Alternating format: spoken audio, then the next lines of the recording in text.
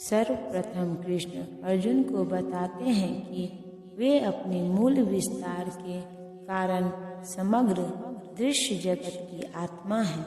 भौतिक सृष्टि के पूर्व भगवान अपने मूल विस्तार के द्वारा पुरुष अवतार धारण करते हैं और उन्हीं से सब कुछ आरंभ होता है। अतः वे प्रधान महत्व की आत्मा है। इस सृष्टि का कारण महतत्व नहीं होता। वास्तव में महाविष्णु संपूर्ण भौतिक शक्ति या महतत्व में प्रवेश करते हैं। वे आत्मा हैं। जब महाविष्णु इन प्रकटीभूत ब्रह्मांडों में प्रवेश करते हैं तो वे प्रत्येक जीव में पुनः परमात्मा के रूप में प्रकट होते हैं। हमें ज्ञात है कि जीव का शरीर आत्मा के स्फुलिंग की उपस्थिति के कारण विद्यमान रहता है। बिना आध्यात्मिक स्फुलिंग के शरीर विकसित नहीं हो सकता। उसी प्रकार भौतिक जगत का तब तक विकास नहीं होता जब तक परमात्मा कृष्ण का प्रवेश नहीं हो जाता। जैसा कि सुबल उपनिषद में कहा गया है, परमात्मा रूप में भगवान समस्त प्रकटीभूत ब्रह्मांडों में विद्यमान है। श्रीमद् भागवत में तीनों पुरुष अवतारों का वर्णन हुआ है। सात्वत तंत्र में भी इनका वर्णन मिलता है। भगवान इस लोक में अपने 3 स्वरूपों को प्रकट करते हैं। कारणोदकसाई विष्णु, गर्भोदकसाई विष्णु तथा क्षीरोदकसाई विष्णु। ब्रह्म संहिता में महाविष्णु या कारणोदकसाई विष्णु का वर्णन मिलता है। यह कारणार्वर्जले भजति सम योग निद्राम सर्व कारण भगवान कृष्ण महाविष्णु के रूप में कारणार्न में शयन करते हैं। अतः भगवान ही इस ब्रह्मांड के आदि कारक, पालन तथा समस्त शक्ति के अवसान हैं। मैं आदित्यों में विष्णु, प्रकाशों में तेजस्वी सूर्य, मरुतों में मारीच तथा नक्षत्रों में चंद्रमा हूँ। आदित्य 12 हैं जिनमें कृष्ण प्रधान है। आकाश में टिमटिमाते ज्योतिपुंजों में सूर्य मुख्य है और ब्रह्म संहिता में तो सूर्य को भगवान का तेजस्वी नेत्र कहा गया है। अंतरिक्ष में 50 प्रकार की वायु रहमान है, जिनमें से वायु अधिष्ठाता मरीचि कृष्ण का प्रतिनिधि है। नक्षत्रों में रात्रि के समय चंद्रमा सर्व प्रमुख नक्षत्र है, अतः वह कृष्ण का प्रतिनिधि है। इस श्लोक से प्रतीत होता है कि चंद्रमा एक नक्षत्र है, अतः आकाश में टिमटिमाने वाले तारे भी सूर्य प्रकाश को परावर्तित करते हैं। वैदिक वाङ्मय में ब्रह्मांड के अंतर्गत अनेक सूर्यों के सिद्धांत को स्वीकृति प्राप्त नहीं है। सूर्य एक है और सूर्य के प्रकाश से चंद्रमा प्रकाशित है तथा अन्य नक्षत्र भी।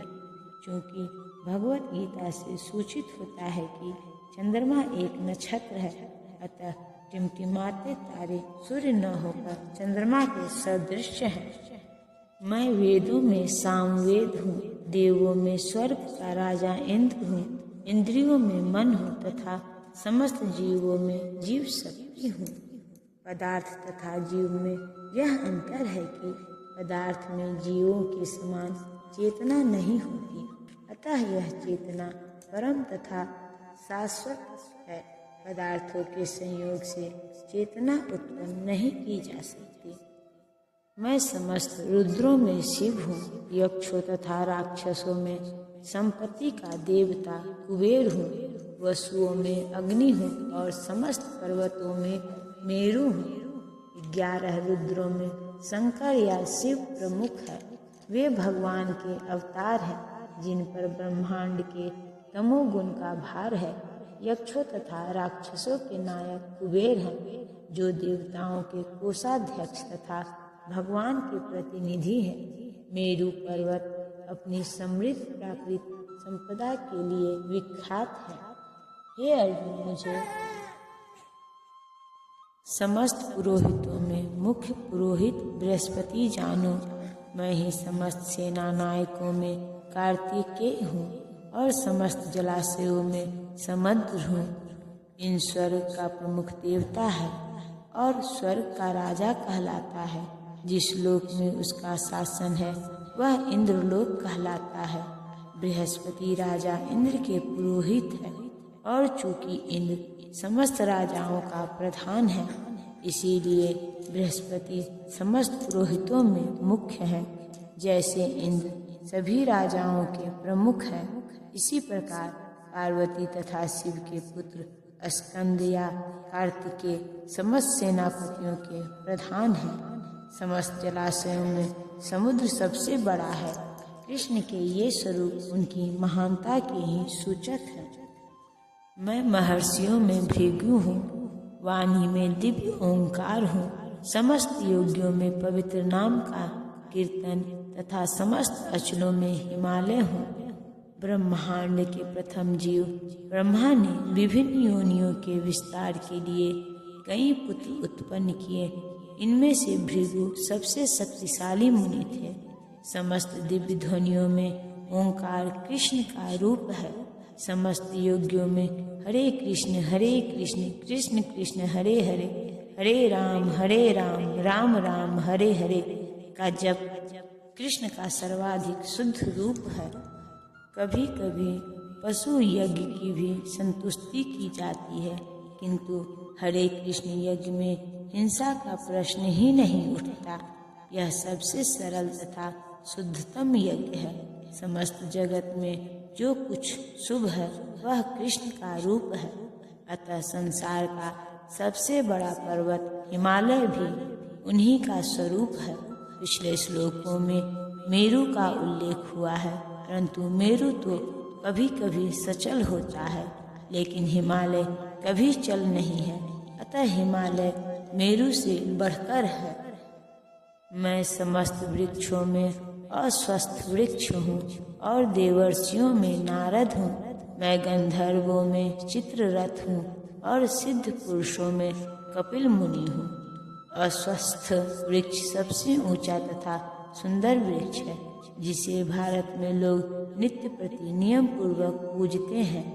देवताओं में नारद विश्व भर के सबसे बड़े भक्त माने जाते हैं और पूजित होते हैं। इस प्रकार वे भक्त के रूप में कृष्ण के स्वरूप है। गंधर्व लोक में ऐसे निवासियों से पूर्ण है जो बहुत अच्छा गाते हैं, जिनमें से चित्ररथ सर्वश्रेष्ठ गायक है। सिद्ध पुरुषों में से देवहूति के पुत्र कपिल मुनि कृष्ण के प्रतिनिधि हैं। वे कृष्ण के अवतार माने जाते हैं। इनका दर्शन भागवत में उल्लिखित है। बाद में भी एक अन्य कपिल प्रसिद्ध हुए, किंतु वे नास्तिक थे। अतः इन दोनों में महान अंतर है। घोड़ों में मुझे उच्च श्रवा जानू, जो अमृत के लिए समुद्र मंथन के समय उत्पन्न हुआ था। गजराजों में मैं ऐरावत हूँ तथा मनुष्यों में राजा हूँ। एक बार देवों तथा असुरों ने समुद्र मंथन में भाग लिया। इस मंथन से अमृत तथा विष प्राप्त हुए। विष को तो शिवजी ने पी लिया, किंतु अमृत के साथ अनेक जीव उत्पन्न हुए, जिनमें उच्च श्रवा नामक घोड़ा भी था। इसी अमृत के साथ एक अन्य पशु ऐरावत नामक हाथी भी उत्पन्न हुआ था। चूंकि ये दोनों पशु अमृत के साथ उत्पन्न हुए थे, अतः इनका विशेष महत्व है और ये कृष्ण के प्रतिनिधि हैं।